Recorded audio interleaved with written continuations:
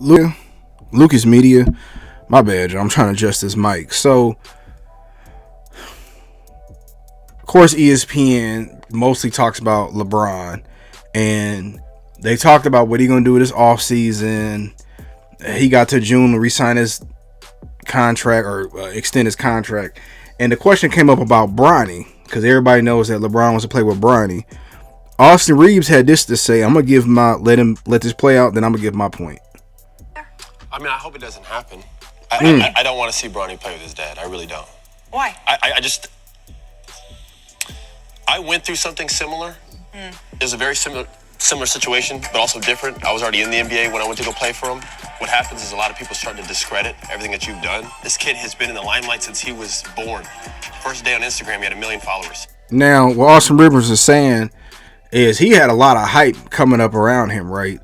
He was one of the top-rated players in the country. I know he's 2 years behind John Wall, but go back and look at all the mixtapes of him back in the day, and people thought he was the next thing up. Of course, he goes to Duke, hits that game winner against North Carolina. He gets drafted in the same class as Anthony Davis, and he was the number 10 pick, I believe. But let me play the rest of what he got to say. He's handled it so well. He's played well in Sierra Canyon amongst talent and was able to get himself to a school like USC. Fair use. Right now, his numbers don't scream pro. So if he is to go in the draft or if he gets picked, it'd be great to get picked up by a contending team that could help him, put him in a situation, because he does have talent. He does have basketball IQ. He has potential.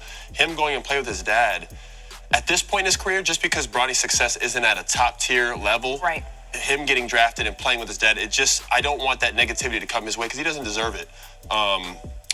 Now, everybody knows that Bronny has been considered up next since he was in like 4th grade. Go back and look at all his old videos. They got millions of views. The middle school team, some people said the North Carolina Blue Chips was the greatest middle school basketball team of all time. He's had all this hype since he was at Sierra Canyon.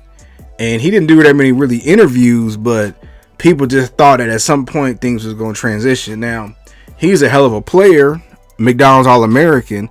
You could argue that other players might have deserved it, but Bronny is still going through his first year in college, and you can see that he's still adjusting to the game.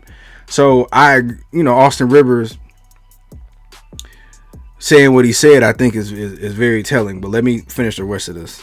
A top 10 pick. He's not a lottery pick. He's none of those things. I was all those things. And then still, when I went to go play for the Clippers, people were like, "Oh, you're only in the league because you're that." After me being the number 1 player in the United States 2 years prior. Right. This is a whole different situation and at a different level because, Doc's great.